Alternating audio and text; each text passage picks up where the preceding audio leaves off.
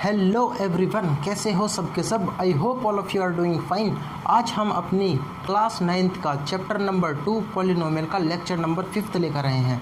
जैसे कि हम इसके ऑलरेडी 4 लेक्चर कर चुके हैं, उनमें हमने बहुत सारी बेसिक टर्मिनोलॉजीज़ के बारे में बात की है, जहाँ पर हमने फैक्टराइजेशन के बारे में भी बात की है। फैक्टर किसको बोलते हैं, किस तरह से फैक्टर निकाले जाते हैं, पॉलिनोमियल के क्या क्या टाइप्स होते हैं, पॉलिनोमियल को किस तरह से सॉल्व करते हैं। पॉलिनोमियल की एक हमने डिवीज़न एल्गोरिथम भी पढ़ी थी। और आज हम पढ़ने जा रहे हैं आइडेंटिटीज़ के बारे में। आइडेंटिटीज़ से हम समझते क्या हैं। आइडेंटिटीज़ कुछ नहीं, फॉर्मूलों को बोलते हैं। और फॉर्मूले कैसे, उनके बारे में जानेंगे। यानी आइडेंटिटीज़, आइडेंटिटीज़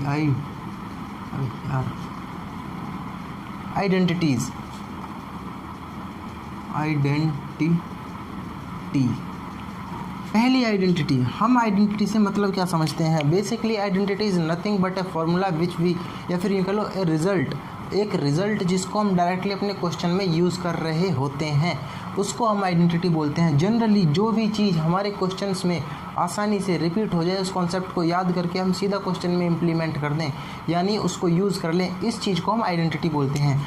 जैसे कि एक होती है x + y, बल्कि a + b की फॉर्म में लिखेंगे a + b का होल स्क्वायर। अब जब हम 2 स्क्वायर लिखते हैं तो इसका मतलब होता है 2 × 2।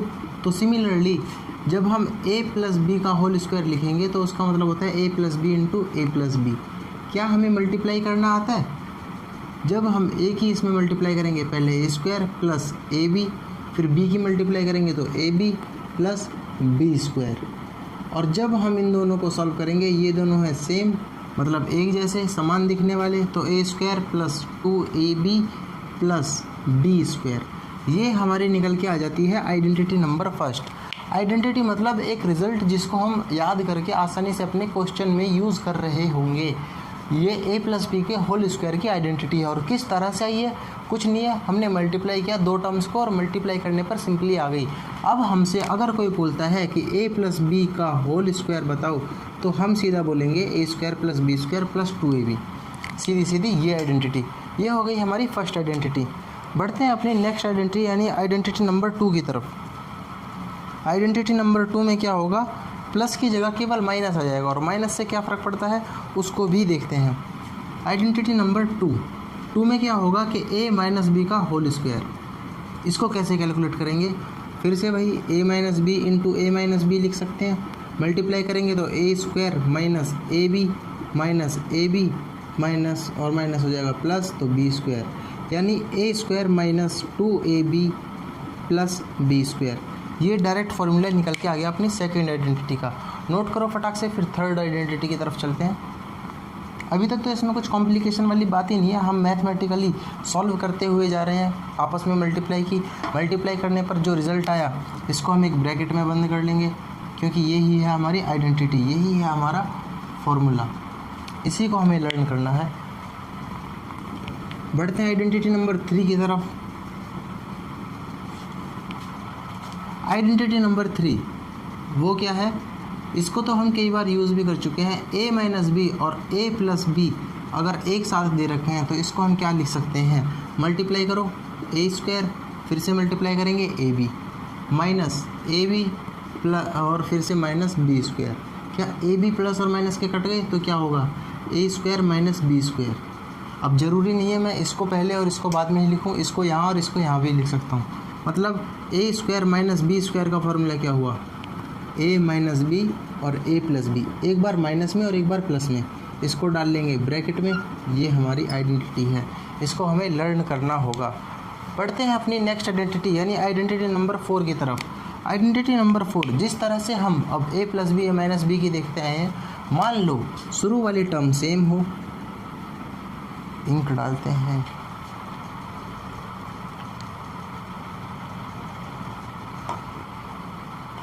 शुरू वाली टर्म सेम हो, यानी x - a और x प्लस, बल्कि प्लस में ले लो, +b। अगर ऐसा कुछ आ जाए तो हम कैसे सॉल्व करेंगे? मल्टीप्लाई करते हैं, जब x की x में करेंगे तो x², और फिर x की इसमें करेंगे तो xa, xb, फिर से ax प्लस ए बी। जब हम इसमें से x कॉमन ले सकते हैं क्या? जी हाँ, x कॉमन हो जाएगा। अंदर क्या बचेगा? a plus b into x plus a b. बिल्कुल सेम कुछ ऐसा सा हमें ये दिखेगा जो हमने a प्लस बी का होल स्क्वायर पढ़ा था, बस इसमें 2 की जगह केवल a भी आएगा और ये दोनों फैक्टर इस तरह से ऐड हो रहे होंगे। ये भी एक बहुत इंपॉर्टेंट रिजल्ट है। जनरली बच्चे ऊपर वाले 3 रिजल्ट को तो याद कर लेते हैं और इसी रिजल्ट को याद नहीं करते। वैसे याद करने की जैसी कुछ बात है नहीं, सारी चीज़ें मैथमेटिकली एक प्रॉपर रीज़न की वजह से, एक प्रॉपर इनका कोई मेथड है, उस मेथड के ऊपर सॉल्व करते हुए चले जाएंगे तो हमारा बगैर याद किए भी काम चल जाएगा। लेकिन याद होंगे तो हमारे टाइम बच रहा होगा। नोट करेंगे फिर आगे बढ़ते हैं।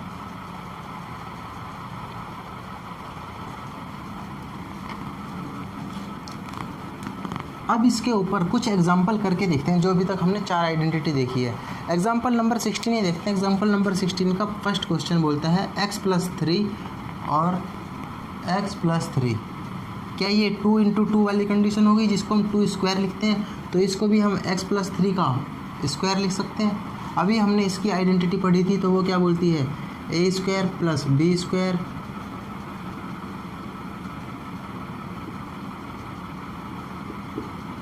ये बोलती है a स्क्वायर क्या हो गया? x का स्क्वायर, b स्क्वायर क्या हो गया? 3 का square plus 2 into x into 3 यानी a इंटू बी।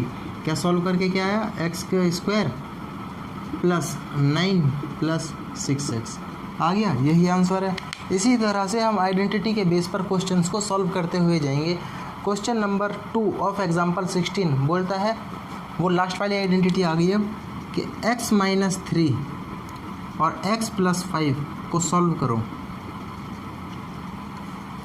क्या हमें ये सॉल्व हो जाएगा? जी हाँ, हमने एक आइडेंटिटी पढ़ी थी उसके according x square plus 3 minus का 3 प्लस का 5, साइन के हिसाब से देखेंगे x प्लस माइनस का 3 इंटू 5। क्या सॉल्व करना आ जाएगा? x square plus 2x plus नहीं माइनस हो जाएगा, माइनस का 15। ये हमारा निकल के आया इसका आंसर।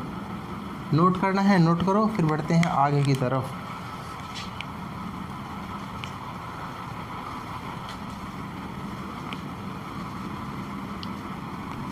इसका एक बेसिकली बहुत ज़्यादा यूज़ करने के लिए वो बोल देता है कि मान लो हमको कुछ 2 नंबर दे दिए जाएं जो कि क्लोज हों किसी राउंड फिगर के, और उसमें हमें स्क्वायर निकालने के लिए बोल दिया जाए। ऐसा बोल सकता है वो, और दोनों को मल्टीप्लाई करने के लिए बोल सकता है। जैसे कि 106 इंटू 105। क्या मल्टीप्लाई कर सकते हैं हम? मल्टीप्लाई करेंगे, बहुत लंबा कैलकुलेट करने पर आएगा, उसको सॉल्व करना पड़ेगा। क्या मैं इनको एक इस तरह से लिख सकता हूँ? 100 प्लस 5, 100 प्लस 6। अभी हमने फॉर्मूला देखा था x प्लस a और x प्लस b का, उसी को लगा देंगे यहाँ पर। यानी 100 का square plus 5 plus 6 into 100 plus 5 into 6 क्या आएगा?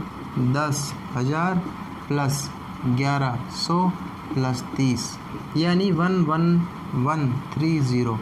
ये निकल के आ गया अपना आंसर। इसी तरह से हम अपने इन वाले क्वेश्चंस पर, जो न्यूमेरिकल क्वेश्चन यानी डिजिट वाले, संख्या वाले सवाल होते हैं, उन पर भी इस आइडेंटिटी को इस्तेमाल कर सकते हैं। बस हमें क्या अपना दिमाग खुला रखना है किस तरह से लगाई जा सकती है। जैसे यहाँ पर मैंने 100 प्लस 5, 100 प्लस 6 लिखा, एक डिजिट हो गई कॉमन। अब हमारा बन गई फॉर्म ये वाली, इस वाले फॉर्म में ये आ गई है, तो अब हम इसको फॉर्मूले को यूज़ कर लेंगे जो रिज़ल्ट हमने पिछली बार निकाला था। नोट करेंगे इस क्वेश्चन को, फिर आगे बढ़ते हैं।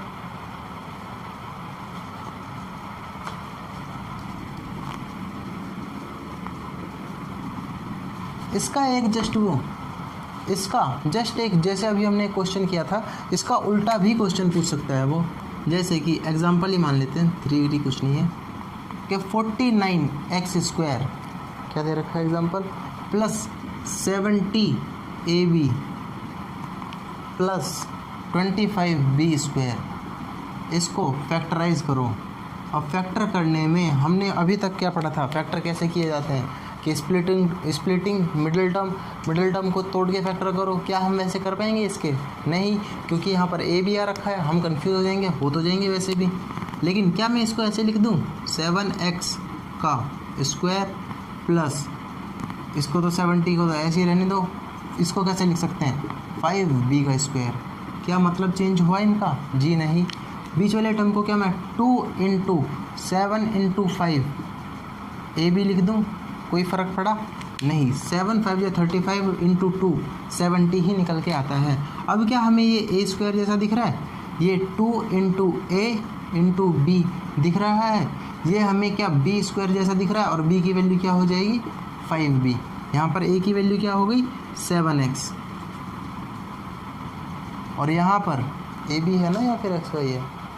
अरे यार x की जगह a,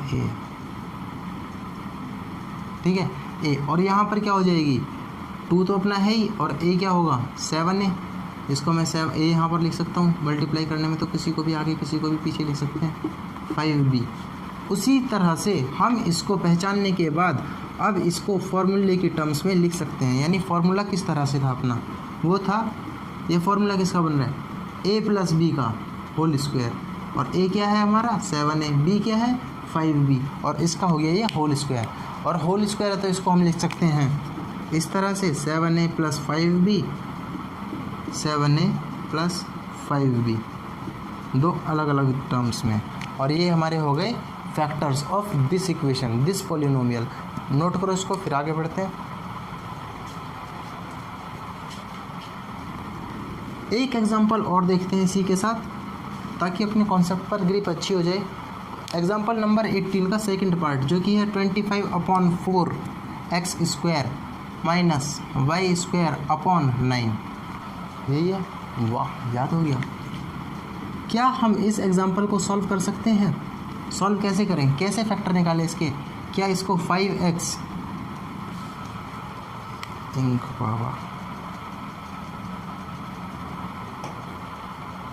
क्या मैं 25/4x² को 5/2x का स्क्वायर लिख दूं? अब भी इसका मतलब यही आएगा 25/4x², सेम आ रहा है, माइनस इसको y/3 का स्क्वायर लिख दूं। क्या हमें अब a² - b² का फॉर्मूला बनता दिख गया? तो लिखेंगे अब इसको 5/2x - y/3 का स्क्वायर, नहीं, एक बार माइनस और एक बार प्लस y/3, ये हो गए इसके फैक्टर्स। ठीक है, इसी तरह से हम और क्वेश्चंस को भी सॉल्व कर लेंगे। बस हमें अपना दिमाग खुला रखना है कि आइडेंटिटी में किस तरह से उसको इम्प्लीमेंट किया जाए, मतलब किस तरह से उसको आइडेंटिटी में ढाल के उसको यूज़ कर सकते हैं। नोट करेंगे इसको।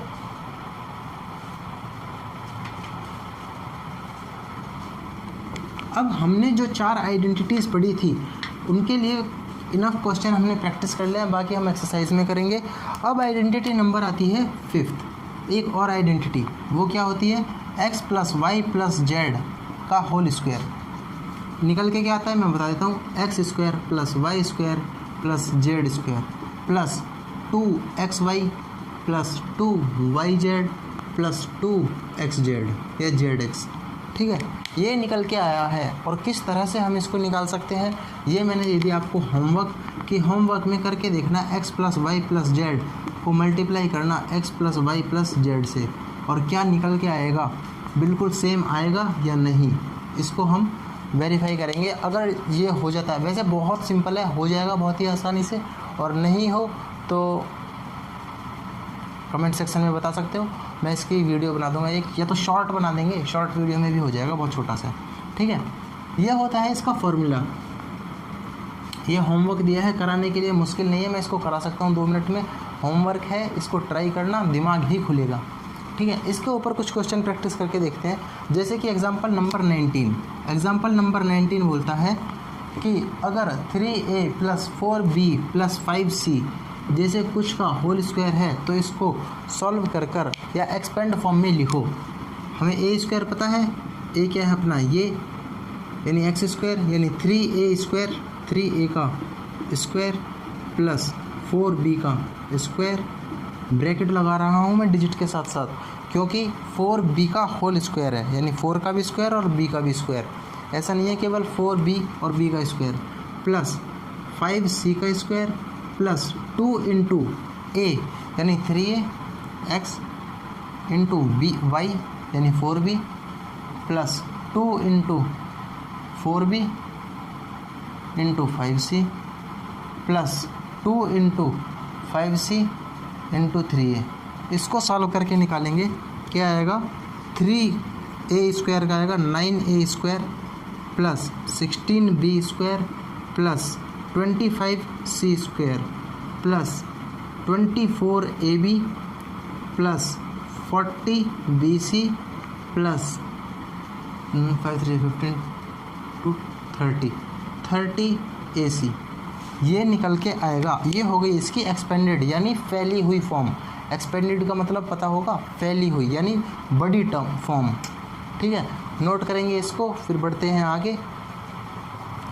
आगे एग्जाम्पल नंबर 20 भी हो जाना चाहिए, बिल्कुल सेम टू सेम है, बस उसमें प्लस की जगह माइनस आ रहा होगा। हमें माइनस का भी ध्यान देना होता है। अगर यहाँ पर मैं माइनस डाल दूँ तो इसका मतलब क्या है, इसका मतलब ये है कि प्लस माइनस ऑफ 4b ये हो जाता है। अब जहाँ जहाँ पर भी 4b है वहाँ पर माइनस का 4b डाल देंगे और हमारा सॉल्व करने के बाद इसकी वैल्यू निकल के आ जाएगी एग्जैक्टली सेम। अगर दोनों में माइनस है, इस वाले टर्म में भी और इस वाले टर्म में भी, तो हम दोनों में माइनस की वैल्यू को डालकर सॉल्व कर देंगे और सॉल्व करने के बाद जो निकल के आएगा वही हमारा रिजल्ट होगा ऊपर वाले एक्सप्रेशन के लिए। बढ़ते हैं आगे एग्जाम्पल नंबर खूबसूरत वाले की तरफ, जो कि है अपना एग्जाम्पल नंबर शायद 21।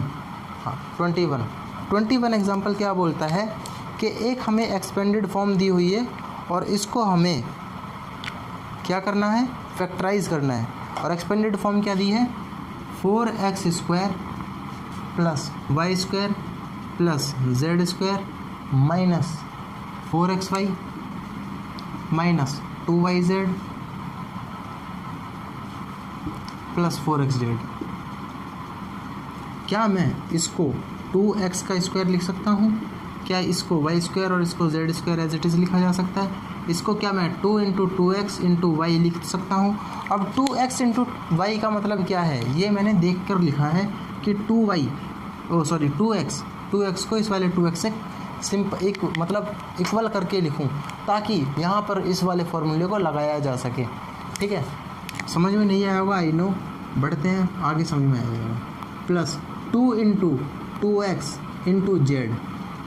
मैंने x के साथ ही 2 को क्यों लिखा, z के साथ क्यों नहीं लिखा? क्योंकि यहाँ पर ये दोनों अकेले अकेले हैं, तो जब हम xy और xz लिख रहे होते हैं तो z के साथ तो कुछ भी नहीं है, उसके साथ 2 को चिपकाएंगे तो फालतू में कन्फ्यूज़न क्रिएट होगा, इसलिए x के साथ लिखेंगे। और यहाँ पर भी x के साथ था तो ये सिंपली इस वाले x के साथ मैच हो जाएगा और फिर हम इसको फॉर्मूला बनाकर लिख देंगे।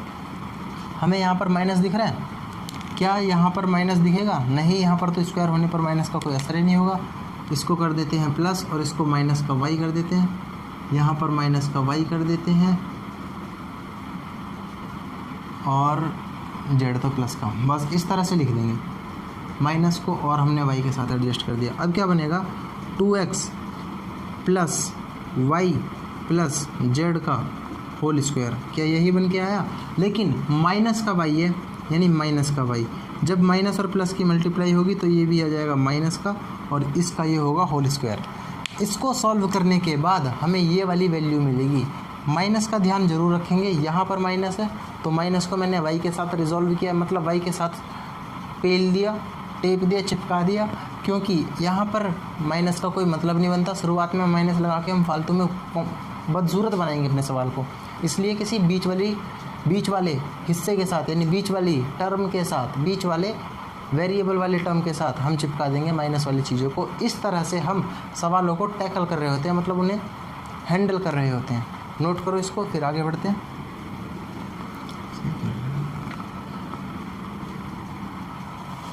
अब बढ़ते हैं आइडेंटिटी नेक्स्ट की तरफ, जो कि है आइडेंटिटी नंबर 6। आइडेंटिटी नंबर 6 क्या बोलती है कि x प्लस वाई का अगर मैं क्यूब ही करवा दूं तो मुश्किल कुछ नहीं है। क्या मैं इसको x प्लस वाई का square into x plus y लिख सकता हूँ? जैसे कि अगर 2 की पावर 4 लिखा है या फिर 3 लिखा है तो इसको मैं 2 की पावर 2 इंटू 2 लिख सकता हूँ। उसी तरह से ये लिखा है। क्या हमें x प्लस वाई का होल स्क्वायर का फॉर्मूला पता है ऑलरेडी? क्या होता है, पन्ने पलटो और देखो क्या होता है x प्लस वाई का whole square. X square plus y square plus 2xy, और अगर मैं इसमें मल्टीप्लाई कर दूं एक्स वाई की तो क्या आएगा? करते हैं मल्टीप्लाई। पहले x की करेंगे सब में, x की power 3 plus x y square plus 2x square y, फिर y की करेंगे सब में plus x square y plus y cube plus 2xy square, ये निकल के आएगा। बड़ी वाली पावर वालों को पहले लिख लेंगे, x cube y cube plus, फिर इन छोटी पावर वालों को एक साथ लिख लेंगे। अब हमने इसको लिख लिया, इसको लिख लिया, इसमें सेम देखते हैं क्या है, एक्स स्क्वायर वाई यानी 3x square y plus 3y square x. अब इसमें भी हम कुछ कॉमन ले सकते हैं, वो क्या, 3 कॉमन आ जाएगा, x कॉमन आ जाएगा, y कॉमन आ जाएगा, अंदर क्या बचेगा x प्लस वाई। इस तरह से इसको भी लिखा जाता है, लिख सकते हैं। फॉर्मूला ये भी सही है और ये भी सही है। जो भी सिंपल हो, जो भी तुम्हें सिंपल लगे उसको याद कर लेंगे, क्योंकि ये रिज़ल्ट वो इम्पोर्टेंट रिज़ल्ट है, क्योंकि पेपर में हम इतना बड़ा सॉल्व करने नहीं बैठेंगे। और अगर मान लो सॉल्व करने बैठ भी गए और कहीं छोटी मोटी गलती हो गई तो हमारा रिज़ल्ट ही ख़राब आएगा, और रिज़ल्ट ख़राब आएगा तो हम जब सवाल में इसको यूज़ कर रहे होंगे तो वहाँ पर भी गड़बड़ होने के चांसेस ज़्यादा हो जाएंगे। इसलिए इसको बेटर होगा याद कर लो। ये हो गई हमारी आइडेंटिटी नंबर 6। अब एक आइडेंटिटी और होती है जिसको आइडेंटिटी नंबर 7 बोलते हैं। बिल्कुल जैसे a प्लस बी का होल स्क्वायर की तरह पढ़ी थी हमने, उसी तरह से a माइनस बी का होल स्क्वायर भी आया था। और इसमें भी सेम केस होगा कि जैसे हमने x प्लस वाई का होल क्यूब पढ़ा है, x माइनस वाई का भी होल क्यूब आएगा। इसमें क्या होगा, बताया था मैंने ऑलरेडी कि किसी के भी साथ अगर माइनस लगा हो तो उसको ऐसे लिख सकते हैं, x प्लस माइनस का y, और y जहाँ जहाँ पर है वहाँ पर वैल्यू माइनस वाई रख दो, सॉल्व होकर वही आ जाएगा। हमेशा अगर -1 की पावर ऑड है, यानी 1 3 5 7 9 11 है, तो इसका आउटपुट यानी इसकी वैल्यू माइनस में ही आती है। और अगर पावर इवन है, यानी 2 4 6 8 है, तो इसकी माइनस कट जाता है और प्लस आती है। तो सिंपली हम यहीं पर देखकर इसका भी रिजल्ट डायरेक्ट लिखते हैं। x का तो कोई फ़र्क पड़ेगा ही नहीं क्योंकि इसमें साइन चेंज नहीं हुआ। y की पावर 3 है तो माइनस वाई की पावर 3 है तो क्या हो जाएगा, माइनस हो जाएगा, ये भी माइनस वाई की पावर 3 प्लस नेक्स्ट पार्ट में एक्स स्क्वायर है, एक्स स्क्वायर से कोई फ़र्क आना नहीं है, वो तो सेम रहेगा। अब वाई की पावर देखो 1 है यानी ऑड है, माइनस आ जाएगा, माइनस। अब यहाँ पर वाई की पावर इवन है तो फिर कुछ फ़र्क पड़ेगा नहीं, प्लस हो जाएगी 3y स्क्वायर एक्स, एक्स से कोई फ़र्क आना नहीं। और यही फॉर्मूला होता है अपना इस वाली आइडेंटिटी के लिए। इसको सॉल्व करके यहाँ से कॉमन लेके इस तरह भी लिख सकते हैं। कैसे लिखेंगे, क्या फ्रेम में आ रहा है ये? अभी तक तो आ रहा है, मैं इधर लिख देता हूँ इसको सॉल्व करके। x की पावर 3 माइनस वाई की पावर 3, अब क्या कॉमन ले लें, 3xy, अंदर क्या बचेगा, माइनस का 3xy कॉमन ले लिया, अंदर बचेगा केवल x माइनस वाई। ये फॉर्मूला बन के आ जाएगा। नोट करो, अब हम सारी आइडेंटिटीज़ को पढ़ चुके हैं। ये जो हमने आइडेंटिटीज़ अभी पढ़ी हैं ये बहुत ही ज़्यादा इम्पोर्टेंट चीज़ है। जैसे हमें इंग्लिश पढ़ने के लिए ABCD पढ़नी पड़ती है, उसी तरह से अगर अलजेब्रा को पढ़ना है तो ये आइडेंटिटीज़ को पढ़ना ही पड़ता है। और इट्स बेटर कि इनको याद कर लिया जाए। जैसे हम इंग्लिश पढ़ने के लिए ABCD को याद कर लेते हैं, रट्टा मार लेते हैं, उसी तरह से इनका भी रट्टा मार लेना बहुत ही ज़्यादा ज़रूरी है। तो आई रेकमेंड यू कि इसका रट्टा मार लो। रट्टा आसानी से नहीं लग जाता, एक पेपर पे सारे फॉर्मूले लिखेंगे और अपने बेड की जगह वहाँ पर टांग दो, सोने के सामने वाली दीवार पर, जहाँ पर रोज़ सुबह उठने के साथ ही एक नज़र जा रही हो, और रोज़ हम उसको रिवाइज़ करेंगे तो अपने आप चीज़ें याद हो जाएंगी। और जब हम सवालों में इसको और ज़्यादा यूज़ करेंगे तो धीरे धीरे तब भी याद हो जाएंगी। नोट करेंगे, फिर आगे बढ़ते हैं। खिचड़ी इसको रब कर दूँ, आइडेंटिटी ये हो गई, हो गया नोट।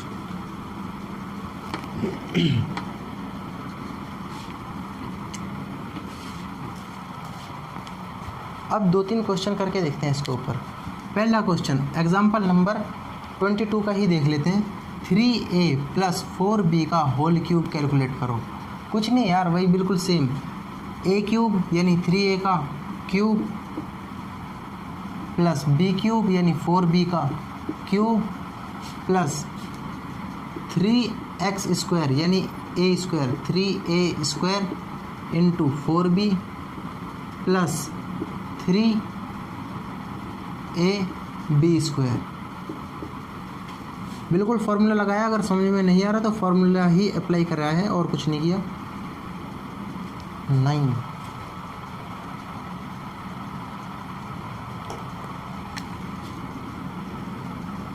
9a की पावर 3 बल्कि 27 होगा, ये स्क्वायर नहीं है, क्यूब है। 4 4 जा 16 64 b क्यूब प्लस 4 3 जा 12 और 12 into 9 108 108 a square b plus 9 into 16 16 9 जा 160 और 144 ए बी स्क्वायर। ये निकल के इसका आ गया सॉल्यूशन। एक और क्वेश्चन माइनस के ऊपर करके देख लेते हैं, सेकंड आइडेंटिटीज़ के ऊपर ही, जो कि अगेन एग्जांपल है 5p माइनस 3q का क्यूब। क्या आएगा? 5 का क्यूब 5p का क्यूब जो कि होगा कितना 125p क्यूब माइनस b का क्यूब यानी 3q का क्यूब जो कि 27q क्यूब होगा माइनस 3xy 3 इंटू 5 इंटू 3 15 15 3 जा 45 45 xy यानी p क्यू, अंदर में क्या आएगा x यानी 5p माइनस 3q, और ये हो गया हमारा आंसर। या तो हम इसको अंदर भी मल्टीप्लाई कर लेंगे, फिर इसकी थोड़ी और एक्सपेंडेड फॉर्म आ जाएगी यानी कुछ ऐसी वाली फॉर्म, और यहाँ पर भी कॉमन ले लें तो फिर से सिंपल सॉर्ट हो जाएगा। नोट करेंगे इसको।